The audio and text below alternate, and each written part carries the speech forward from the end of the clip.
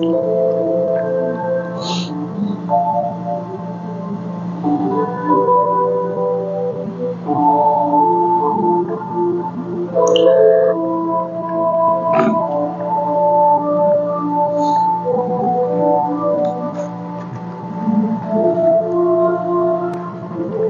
o imperativo de gastar em pessoas, não em guerras. 8 trilhões em gastos com guerras no ano fiscal de 2001 ao ano fiscal de 2022. Biden quer impedir que Trump resolva o conflito na Ucrânia, por Dan Kovalik. O comentarista político americano Dan Kovalik afirmou que o governo Biden quer aumentar as tensões e os conflitos na região para impedir que o presidente eleito Donald Trump se resolva o conflito na Ucrânia. No domingo foi relatado que o governo Biden atendeu ao pedido de Kiev de permissão para conduzir ataques de longo alcance em território russo com mísseis balísticos fornecidos pelos Estados Unidos. O resultado de tudo isso poderia, é claro, ser catastrófico, pois poderia levar ao uso de armas nucleares em uma grande conflagração mundial, disse Kovalik. Autor e advogado de direitos humanos e trabalhistas, acrescentou. Mas com alguém como Trump é difícil dizer o que ele realmente quer ou o que ele fará. Ele prometeu acabar com as guerras sem fim, o povo americano votou por isso. E o povo americano deve cobrar dele essa promessa. Pelo bem do mundo, só podemos esperar que Trump age de forma responsável para evitar uma guerra nuclear. Em setembro de 2024, o Instituto Watson para Assuntos Internacionais e Públicos diz que o governo federal dos Estados Unidos gastou e destinou mais de 8 trilhões às guerras após 11 de setembro.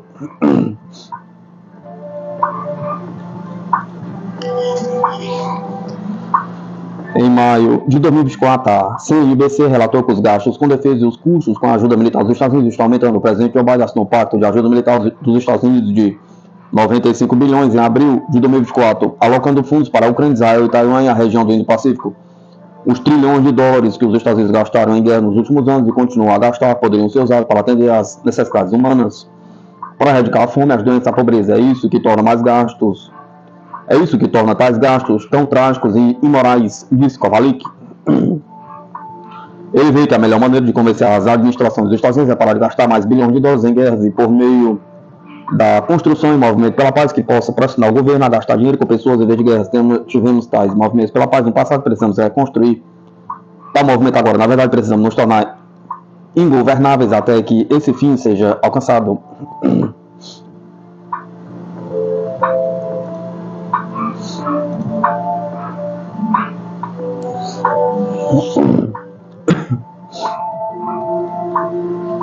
Porque os Estados Unidos e seus aliados da OTAN não conseguem interceptar os mísseis Oreshnik da Rússia.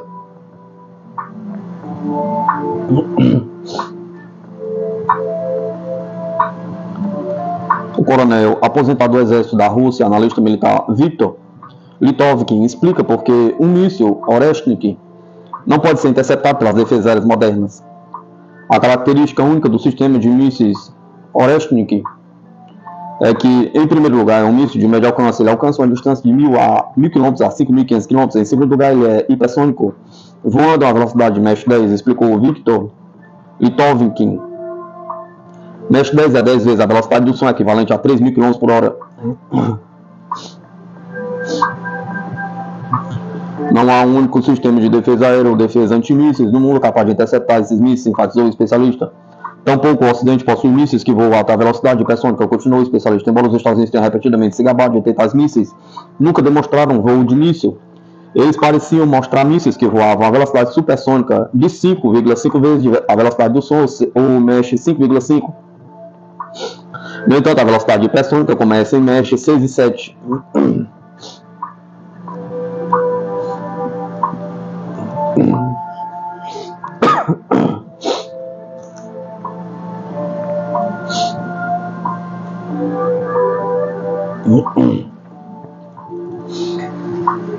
Litovkin explicou ainda que o princípio operacional do Oreshnik é semelhante aos do Kinzhal e do veículo planador hipersônico Vanguard, que entrega mísseis balísticos intercontinentais do tipo UR-100N UTT-KH.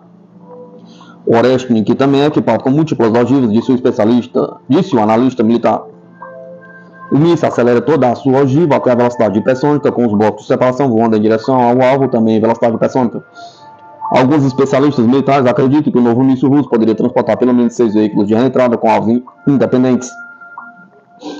Tamanho e velocidade significa que o Oreshnik levaria um tempo extremamente curto para atingir alvos chaves da OTAN na Europa. De acordo com algumas estimativas, o míssil poderia atingir a base de mísseis Aichore dos Estados Unidos em Redzik, Koło, Polônia, em 8 a 11 minutos.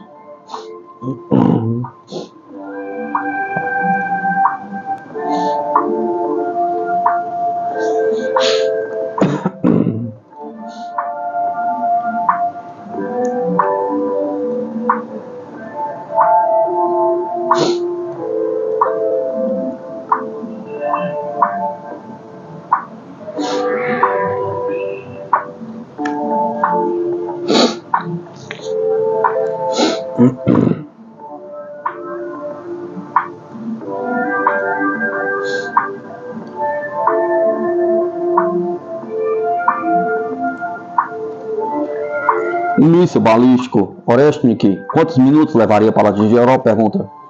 O presidente da Rússia, Vladimir Putin, confirmou que o país testou o seu novo míssil equipado com tecnologia hipersônica não nuclear. Mas qual a potência da arma? Pergunta. No momento, as informações sobre o novo míssil balístico de médio alcance Oreshnik são escassas. No entanto, os especialistas concordam que ele pode ser baseado no sistema de mísseis Pioner RSD-10, construído na época soviética. A velocidade de alcance do míssil permite que atinja alvos em tempo mínimo, destacando seu potencial como uma arma contra a qual é impossível se defender.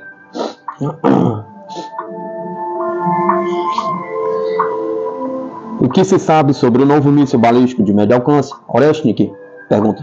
Tempo de voo para atingir o alvo do cosmódromo de Kupiansk, Kapustin Yar, na Rússia. Até a Inglaterra, 19 minutos. Até a Bélgica, 14 minutos. Até a França, 20 minutos. Até a Alemanha, 11 minutos. Até a Polônia, 8 minutos. O que se sabe sobre o novo míssil balístico de médio alcance Oreshnik? Pergunta. Características do Oreshnik com base nas especificações do míssil Pioner. Tipo, sistema de mísseis balísticos de médio alcance. Velocidade até 12.250 km/h. Mesh 10 ou... Alcança até 100.000 km. Ogivas, 3 a 6 ogivas independentes de 150 quilotons.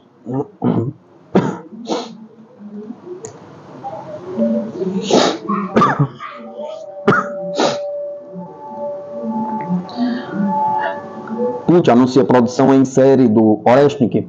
Não há meios no mundo para interceptá-lo.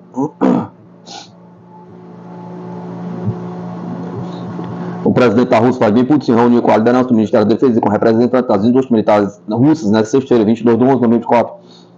Após o encontro e declaração à imprensa, Putin anunciou a produção em série do sistema de mísseis Oreshnik.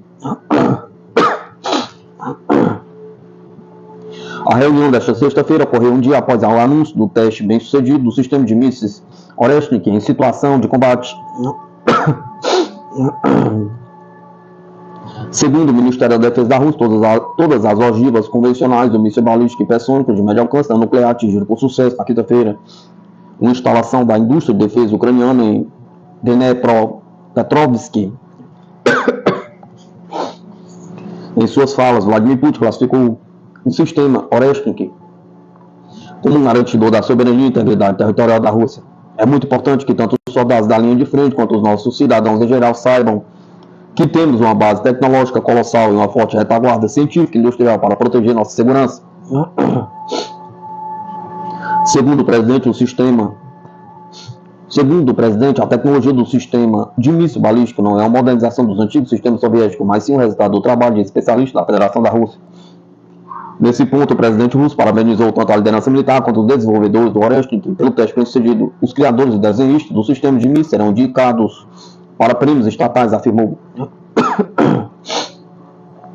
Putin sublinhou a natureza do complexo de mísseis, afirmando que não se trata de uma arma de destruição em massa, mas sim um armamento de alta precisão que continuará a ser testado pela Rússia. Segundo Sergei Karakayev, comandante da Força Estratégica de Míssil, o resultado bem-sucedido confirma o acerto do desenho das soluções de engenharia e a viabilidade do complexo de míssil com as características especificadas. O sistema Oreshnik não tem análogos no mundo, especificou Karakayev. O equipamento de combate do míssil permite que ele supere de forma confiável qualquer sistema de defesa antimísseis existente e futuro.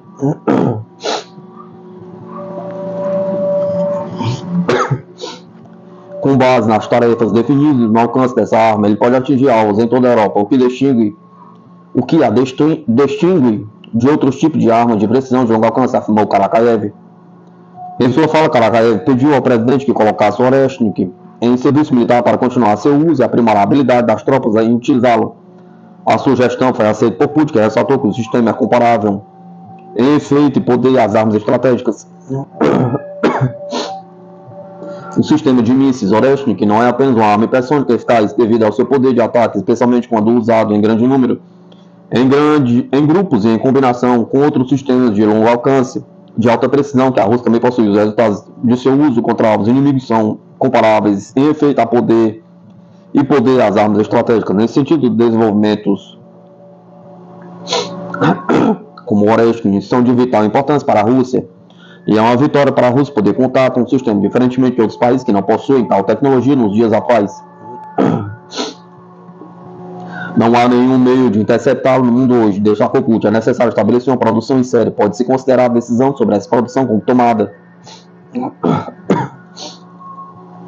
Yuri Borisov, diretor-geral da Roscosmos, corporação estatal de atividades espaciais, afirmou que a companhia está pronta para aumentar a produção do míssil de alta precisão e que já há estoque pronto para uso. No menor tempo possível, somos capazes de aumentar a produção. Temos reservas e podemos aumentá-las. Putin destacou ainda que outros sistemas semelhantes ao Oreshnik estão sendo desenvolvidos e testados na Rússia. Com base nesses resultados, os armamentos também poderão entrar em produção. Ou seja, estamos desenvolvendo uma linha completa de sistemas de médio e curto alcance. Em seu discurso, o presidente russo afirmou que a situação político-militar atual é amplamente determinada pelos resultados da competição na criação de novas tecnologias, sistema de ar, desenvolvimento econômico. Mas, como eu disse muitas vezes, o papel decisivo, é claro, pertence às pessoas, à coragem daqueles que lutam na frente, ao talento, à persistência daqueles que trabalham em fábricas, escritórios de design, em ciência e pesquisa, às empresas, em todos os setores da economia. Putin disse estar orgulhoso de todos os envolvidos, é claro, todos os objetivos da operação militar especial serão alcançados.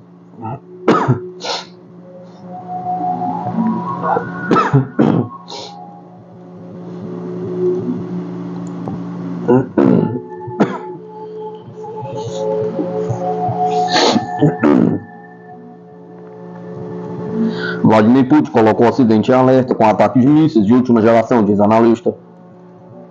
Após a Ucrânia ter usado mísseis ocidentais de longo alcance contra a Rússia e esta ter lançado um míssil de nova geração, o ex-analista da CIA, Larry Johnson, aponta que os mísseis seriam abrangidos pelo agora extinto Tratado INF. Lembre-se de que houve o Tratado de Forças Nucleares de Alcance Intermediário que foi assinado. Ele entrou em vigor com Ronald Reagan e Mikhail Gorbachev em dezembro de 1987, disse Johnson. O tratado de mísseis balísticos, mísseis de cruzeiro, lançadores de mísseis com alcance de 500 a 1.000 km, ou seja, curto, médio alcance, 1.000 a 5.500 km, são chamados de alcance intermediário.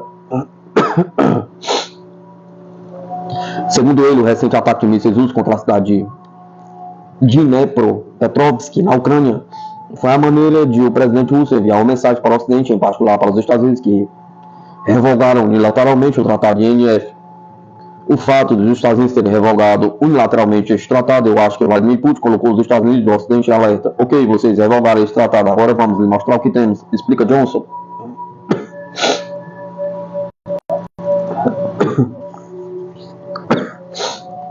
De acordo com o analista, o ataque a Dnipropetrovsk mostra que a Rússia desenvolveu um míssil balístico curto e médio alcance com capacidade MIR, uma tecnologia que inclui vários veículos de reentrada independentes com ogivas múltiplas, permitindo atacar simultaneamente vários alvos. O que torna isso particularmente interessante é que este míssil é hipersônico. Então ele voa a velocidade que nenhum sistema de defesa aérea ocidental é capaz de parar. Acrescenta Johnson. Assim, Vladimir Putin, ao destruir esta instalação militar em Dnipropetrovsk, enviou uma mensagem muito clara para o Ocidente que mais se seguirão. Veremos se o Ocidente recua agora ou não.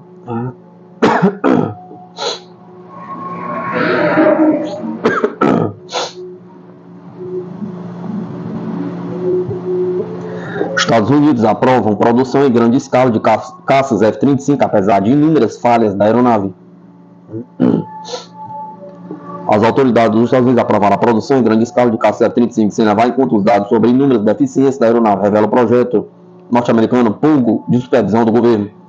A decisão do Ministério da Defesa em março de 2024 de aprovar a produção dos F-35 em grande escala contradiz as inúmeras falhas indicadas no relatório sobre testes de desempenho e avaliação publicado em fevereiro, diz comunicado no site da organização. O projeto aponta que, mesmo na versão desclassificada do relatório, há inúmeras referências à incompatibilidade dos F-35 com os requisitos de confiabilidade, precisão, furtividade, viabilidade e manutenção. Conforme relatado, o Congresso não pode exercer plenamente suas funções de supervisão devido a curto período de tempo entre a publicação do relatório e a aprovação.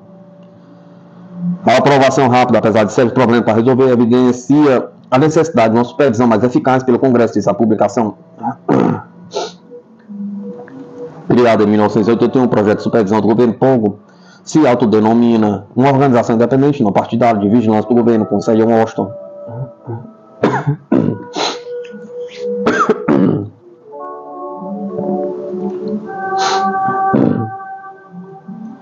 Inglaterra vai se desfazer de 5 navios de guerra ante um buraco em orçamento militar. O exército inglês vai descomissionar vários navios de guerra e desenhos de helicópteros e drones enquanto continua tendo dificuldades para tapar um buraco de vários bilhões de libras esterlinas em seu orçamento, e anunciou o secretário de Defesa John Heller. Em sua declaração ao parlamento na quarta-feira 20 de 11 de 2004, Heller reconheceu que decisões difíceis são necessárias do governo liderado pelo Partido Trabalhista para manter o país seguro enquanto enfrenta crescentes ameaças globais, incluindo aquelas decorrentes dos conflitos na Ucrânia e do Oriente Médio. Reconhecendo graves pressões financeiras no orçamento de defesa, Heller disse que a Inglaterra vai agora retirar um total de 5 navios de guerra, incluindo os navios de assalto anfíbios HMS Albion, HMS Bulwark, grandes navios auxiliares RFA Harvey Knight, RFA Harvey Ruler, que podem fornecer suporte logístico ao resto da marinha, a fragata HMS Northumberland. Além do mais, a entidade militar britânica removerá do serviço 14 helicópteros de transporte Chinook e 17 Puma, juntamente com 46 drones Lashkar. Este último será retirado em março do próximo ano. Apesar de ter sido colocado em serviço em 2010, segundo o chefe de defesa do governo, tomou medidas imediatas, confirmando o valor adicional de 2,9 bilhões de libras para o orçamento de defesa de 2025 e 2026 para ajudar a começar a fixar as bases de defesa da Inglaterra, acrescentando que vai definir um caminho claro para gastar 2,5% do PIB em defesa. Ele também ensinou que os mais ativos militares poderiam acabar na lista de cortes. A decisão surge após o Serviço de Auditoria da Inglaterra ter alertado em dezembro passado que os militares tinham um buraco no orçamento de 16,9 bilhões de libras esterlinas, apesar de um aumento de 46,3 bilhões de libras entre 2023 e 2033.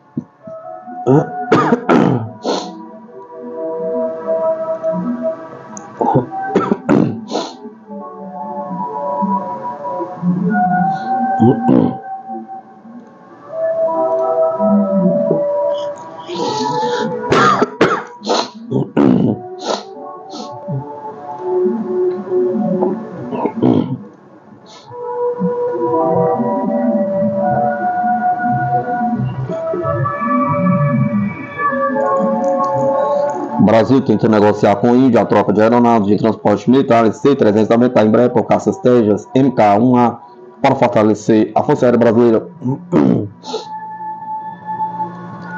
O Brasil está explorando a possibilidade de um acordo estratégico com a Índia para a troca de aeronaves de combate.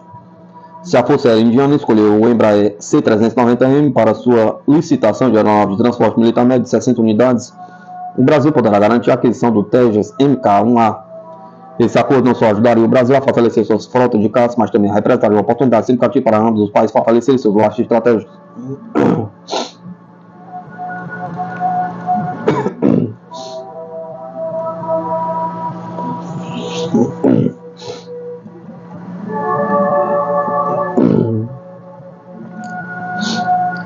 Nesse contexto, a modernização da Força Aérea Brasileira surge como uma prioridade, com especial atenção à substituição da antiga frota de caças Northrop F-5 Tige-2. De fato, o F-5 está em operação há várias décadas e, por essa razão, será aposentado nos próximos anos para dar lugar a plataformas mais avançadas. Assim, essas novas aeronaves serão capazes de atender melhor às crescentes exigências de defesa e segurança do Brasil.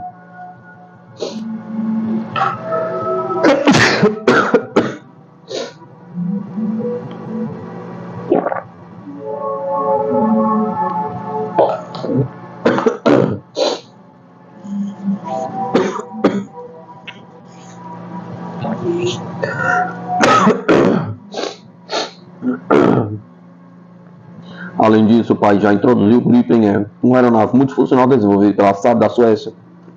A escolha do Gripen se justifica por seus aviônicos avançados e excelente manobrabilidade, fortalecendo o poder aéreo da FAB. As palavras de transição, como nesse contexto, de fato, por essa razão, assim, além disso, ajuda a criar fluidez e ligação lógica entre as ideias. Contudo, mesmo com a chegada do Gripen, o Brasil procura um caça adicional mais acessível, mais igualmente eficaz. Nesse contexto, o Brasil enxerga o Tejas Mk1A, desenvolvido pela Hindustan Aeronautics Limited da Índia, uma opção viável para substituir o F-5 em desativação, embora o Tejas Mk1A com MTOL de 3,5 toneladas, o Tejas Mk1A oferece ao Brasil equilíbrio de custo e desempenho frente ao Gripen.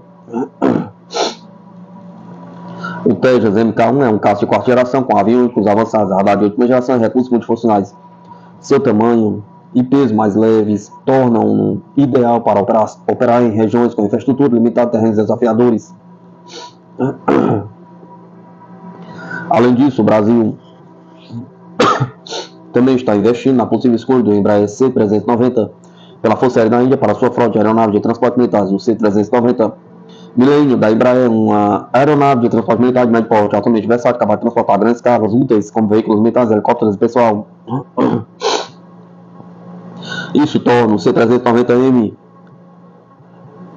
ideal para países como a Índia, com vastos territórios e geografia diversificada, exigindo transporte eficiente e flexível.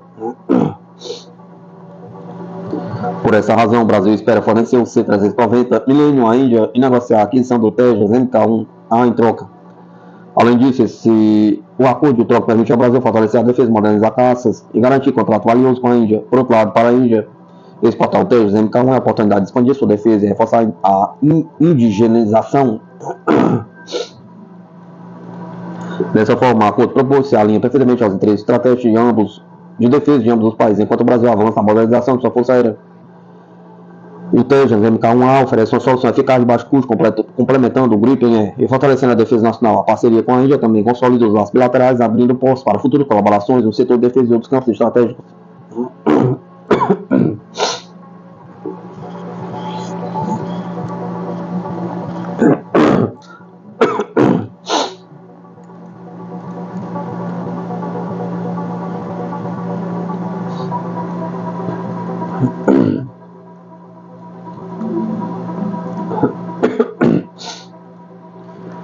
O Brasil aposta em sistema antidrone com expertise da Aeres Aeroespacial, subsidiário da Airbus Systems.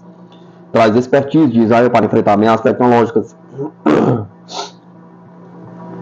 A Aeres Aeroespacial e Defesa, já conhecido por sua atuação nas Forças Armadas Brasileiras, volta ao centro das atenções após firmar em 2017 o contrato de 100 milhões para fornecer sistemas de armas controladas remotamente ao Exército. A empresa localizada em Duque de Caxias, Rio de Janeiro, foi selecionada para desenvolver um novo sistema de defesa aérea antidrone. A iniciativa é vista como crucial para enfrentar a crescente ameaça desses equipamentos em conflitos modernos. O projeto fruto de um contrato de outorga publicado em 2024 no Diário Oficial da União terá a duração de 36 meses e contará com o apoio do Ministério da Ciência, Tecnologia e Inovação e da FINEP, financiador de estudos e projetos. O objetivo é criar uma solução tecnológica capaz de detectar e neutralizar drones inimigos, cada vez mais utilizados em ações de espionagem e ataques letais. Conforme destacou o canal Gigante dos Mares, os drones modernos são pequenos, voam a baixas altitudes e conseguem escapar de radares convencionais. A matriz tecnológica da Airbus Systems tem demonstrado expertise no enfrentamento dessa ameaça. Em um ataque recente, quase 100% dos drones enviados contra o país foram abatidos por sistemas de defesa avançados. O Brasil busca inspiração nessa abordagem para criar um sistema inovador e eficaz.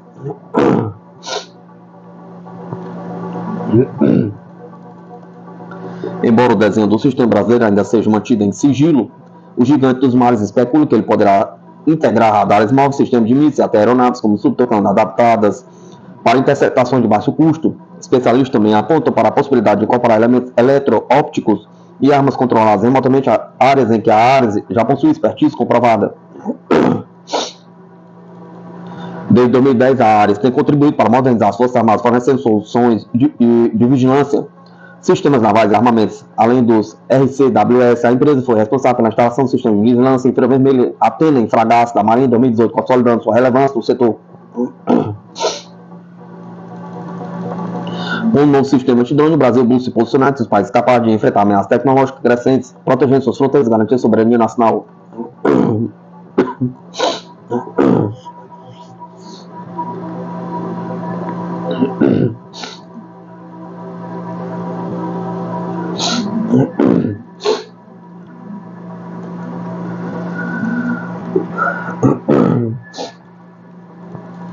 O BRICS terá poder de fogo contra o dólar após a adesão da Indonésia, Malásia e Tailândia, diz analista. O Ministério das Relações Exteriores da Rússia confirma a entrada da Indonésia, Malásia e Tailândia no BRICS, consolidando a presença do Sudoeste Asiático no bloco. A entrada dessas economias fortes com experiência de desdolarização aumenta a capacidade do BRICS de superar a hegemonia do dólar, acreditam especialistas. Novos países anunciarão sua adesão ao BRICS como membros parceiros do bloco, ampliando a representatividade do grupo na região da Ásia-Pacífico. Indonésia, Malásia e Tailândia aceitaram o convite para aderir ao grupo, conforme informou o vice-ministro das Relações Exteriores da Rússia, Alexander Pankin. Nossos colegas de Indonésia, Malásia e Tailândia tornaram-se parceiros do BRICS, anunciou o diplomata russo. A cúpula do BRICS, em casa, demonstrou a aspiração da maioria global de estabelecer uma ordem mundial justa, de reformar as instituições globais e construir laços econômicos equitativos. Um sólido pacote de acordos foi concluído nas áreas do comércio, investimento, inteligência artificial, energia clean e logística. O embaixador da Indonésia na Rússia, José Antônio Morato Tavares, comemorou a adesão do seu país ao grupo e se comprometeu a contribuir para qualquer esforço do BRICS, informou a Rússia Skaya Gazeta.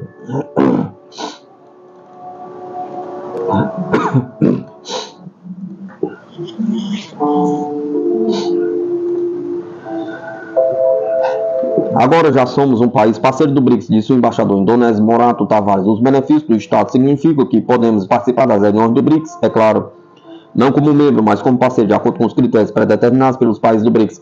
Durante a mais recente cúpula de chefes de Estado do BRICS, realizada na cidade russa de Kazan, entre 22 e 24 outros países como Argélia, Belarus, Bolívia, Cuba, Cazaquistão, Nigéria, Turquia, Uganda, Uzbequistão e Vietnã foram convidados para integrar o BRICS como países parceiros.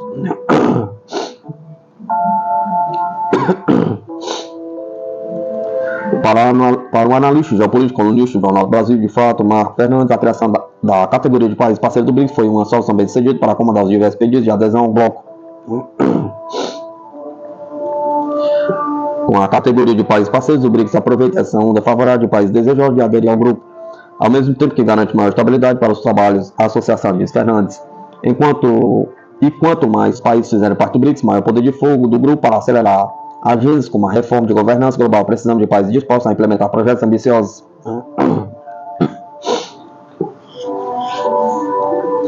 O analista nota que, caso todos os países convidados se tornem países parceiros do grupo, o BRICS representaria mais de 40% do PIB mundial em paridade de poder de compra, comparado à participação de somente 29% dos países do G7, o grupo que reúne as principais economias do Ocidente coletivo. Dessa forma, o BRICS terá uma rede de países com economia sólida, com capacidade para fazer com que projetos como a desdolarização decolem, acredita Fernandes. Podemos implementar iniciativas como a Bolsa de Grãos do BRICS, substituindo a Bolsa de Chicago, realizar trocas em moedas locais e consolidar um golpe na hegemonia do dólar. Para o doutor em Ciências Políticas da Universidade Federal do Rio Grande do Sul e analista em Relações Internacionais Diego Pautaso, Indonésia, Tailândia e Malásia não querem ficar de fora de projetos capitaneados pelo BRICS. Esses países também são motivados por uma possível entrada futura no BRICS como membros plenos, disse Pautaso. Por exemplo, na Organização para a Cooperação Internacional, muitos países que entraram como observadores puderam elevar o seu status e foram convidados para se tornarem membros plenos. O Brasil tem muito a ganhar com a nova configuração do bloco, apesar de ter expressado reservas quanto à expansão do BRICS, de acordo com o Pautaso. A diplomacia brasileira tem uma redução da influência brasileira no bloco e manifestou cautela quanto à continuidade da expansão do BRICS.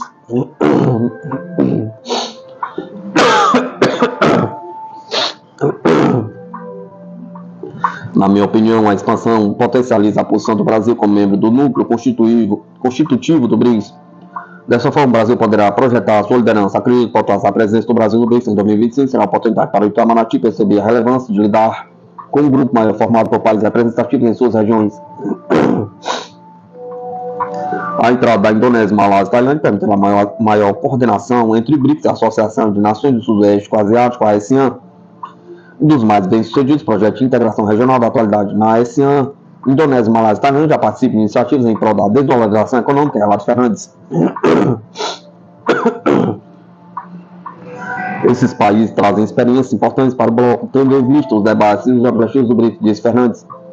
Vamos lembrar que os países da ASEAN estão entre os países que mais crescem economicamente na última década, sobretudo beneficiados pela interação com a economia chinesa. Segundo o analista, os países do Sudoeste Asiático implementam políticas de industrialização robustas e possuem taxa de crescimento do PIB per capita. A Malásia cresceu 3,5% em média na última década, entre 2012 e 2022, enquanto a média da Indonésia é de 3,1%, números bastante positivos. A ASEAN se comprometeu a acelerar o comércio em mais locais no interior da associação e já desenvolvem um sistema de pagamento utilizando QR Code, diz Fernandes. A Indonésia, Tailândia e Malásia já utilizam esse sistema de pagamento da ASEAN, o que vai diminuir muito a demanda por dólar na região. O avanço da agenda de desdolarização será alvo da nova administração Donald Trump na Casa Branca. Durante sua campanha presidencial, Trump prometeu punir países que abandonam o dólar, impondo sanções ou tarifas de até 100% em seus produtos. Essa ameaça de Trump contra países que agirem pela desdolarização poderá gerar cautela ou até medo por parte do Brasil durante sua presença no BRICS em 2025. Acredito que potencialmente esse rojão de avançar com a desdolarização durante uma administração Trump vai cair no colo do Brasil. Será um desafio interessante. Por outro lado, a maior agressividade ocidental sobre Trump poderá levar os países do sul global interessados na cooperação internacional a buscar outras plataformas nas quais interagir de maneira autônoma, acredito Fernandes. Acredito que Trump na Casa Branca pode significar a correção, um aumento da unidade do BRICS, diz Fernandes. Atualmente, um terço dos países do mundo já sofre algum tipo de sanção dos Estados Unidos e da Europa. E esse aumento da agressividade ocidental cria uma reação, primeiro de preocupação dos países do sul global, no segundo momento de necessidade de criação de alternativas de fortalecimento de sua unidade.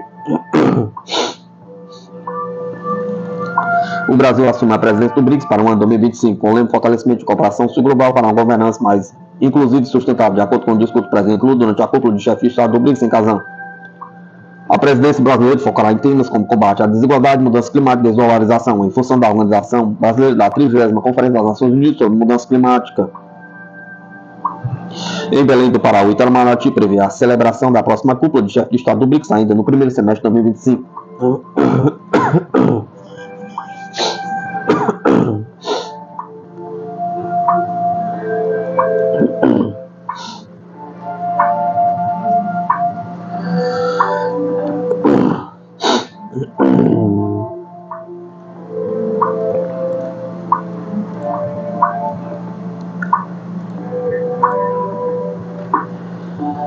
Mobilização dos melhores especialistas para o fronte marca fracasso de Kiev, diz analista. Na falta de soldados, o envio dos melhores técnicos e engenheiros ucranianos para as trincheiras no fronte marca o desespero final das autoridades da Ucrânia e coloca a existência do país em questão, escreve Lucas Queiroz, analista do Centro de Estudos Geoestratégicos para a publicação estratégica Culture. Os ataques russos destruíram estrategicamente a base industrial que apoiava as forças armadas de Kiev, enfraquecendo irreversivelmente sua infraestrutura crítica de defesa. Isso é evidenciado pela crescente capacidade da Ucrânia de reparar e manter seus próprios equipamentos, disse Queiroz. Agora a Ucrânia começou a mobilizar seus melhores técnicos e engenheiros para servir nas trincheiras na linha de frente. Queiroz observa que a mobilização dos especialistas deixa os principais setores do país sem mão de obra, o que enfraquece as esferas social e econômica. O estado de colapso da Ucrânia mostra a seus aliados ocidentais que o país esgotou seus recursos e capacidades, enfatiza o autor. Essa mobilização à força de especialistas mostra não apenas o fracasso do campo militar, mas também um fiasco mais amplo na governança do país, disse o autor. A Ucrânia decretou a lei marcial em 24 de fevereiro de 2022 e no dia seguinte o líder atual ucraniano, Vladimir Zelensky, assinou um decreto sobre a mobilização geral. Todos os homens com idade entre 18 e 60 anos são proibidos de sair da Ucrânia durante o período da lei marcial. A evasão do serviço militar durante a mobilização do país é punível com a pena de prisão de até 5 anos.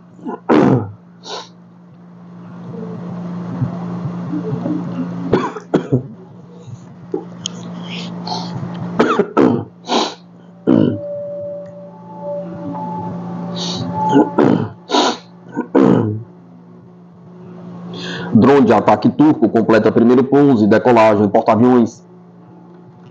O drone de combate Baykar TB3 pousou e decolou no convés de voo do navio de assalto anfíbio Anadolu pela primeira vez esta semana. Uma demonstração que autoridades chamaram de um marco para as capacidades militares da Turquia.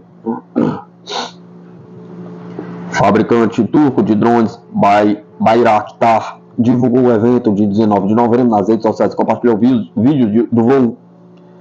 Os testes foram conduzidos na base naval de Aksazi, no mar Mediterrâneo.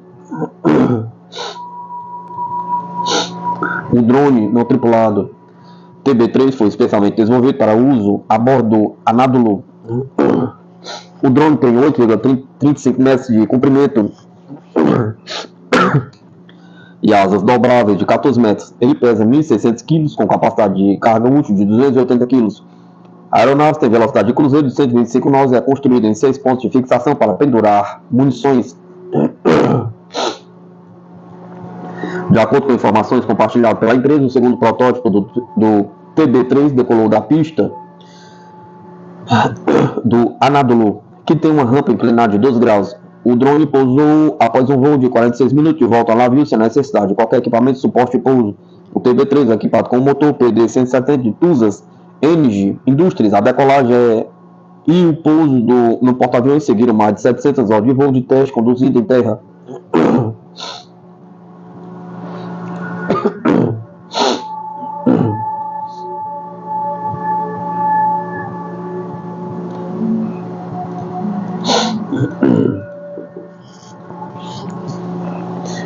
ThyssenKrupp, estaleiro, lidera a construção de navios de guerra para a Marinha do Brasil e inicia a nova fragata Tamandaré em Santa Catarina.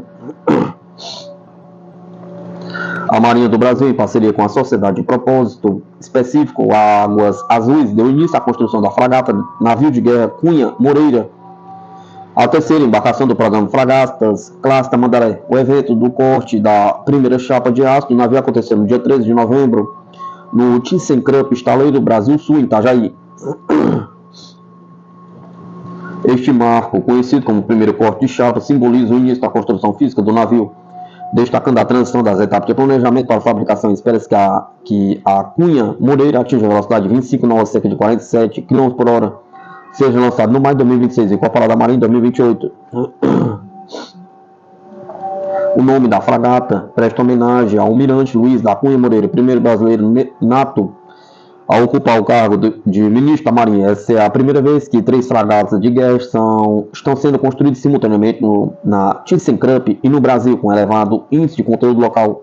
Em agosto, o presidente Lula participou do lançamento do primeiro navio fragata do programa, consolidando o projeto como marco histórico para a indústria naval brasileira. Ao mesmo tempo, a construção da Cunha Moreira acontece em paralelo às fragatas Tamandaré e Jerônimo de Albuquerque, com entregas previstas para 2025 e 2027, respectivamente. O evento contou com a presença de militares da indústria naval, contra-almirante Marcelo da Silva e o diretor-presidente Fernando Queiroz. Além disso, a Marinha inaugurou os escritórios de recebimento das fragatas Tamandaré, oferecendo espaço para abrigar 112 militares da futura tripulação da fragata. De acordo com o contra-almirante Pedro Lima Silva Filho, os escritórios, portanto, garantem um espaço de trabalho estratégico para a equipe de recebimento da fragata. O programa Fragatas Classe Tamandaré é reconhecido como um dos projetos de navios de guerra mais inovadores do Brasil. Além disso, fortalece a defesa marítima em 5,7 milhões de quilômetros, com funções como busca, salvamento, combate à poluição e monitoramento da pesca ilegal. Com a construção dos 4 navios fragatas da Marinha na ThyssenKrupp, estima-se que serão gerados 23 mil empregos, incluindo 2 mil diretos, 6 mil indiretos e 15 mil induzidos. A fragata Tamandaré, primeira do programa, já passou por sua cerimônia de lançamento e atualmente está em fase de comissionamento. O diretor executivo das Águas Azuis, Fernando Queiroz, destacou: este programa representa crescimento econômico, geração de empregos qualificados, fortalecimento da indústria em Santa Catarina. Além disso, posiciona a região como polo estratégico de inovação na defesa. Ele fortalece a defesa marítima em 5,7 milhões de quilômetros, realizando operações de busca, salvamento, combate à poluição, monitoramento de pesca legal. Já o Cunha Moreira segue como peça-chave do programa, evidenciando assim a capacidade tecnológica e industrial brasileira em projetos de defesa naval. O programa clássico da Bandeira da Marinha, portanto, é um marco para o Brasil, reforçando a soberania e posicionando o desenvolvimento econômico e tecnológico nacional.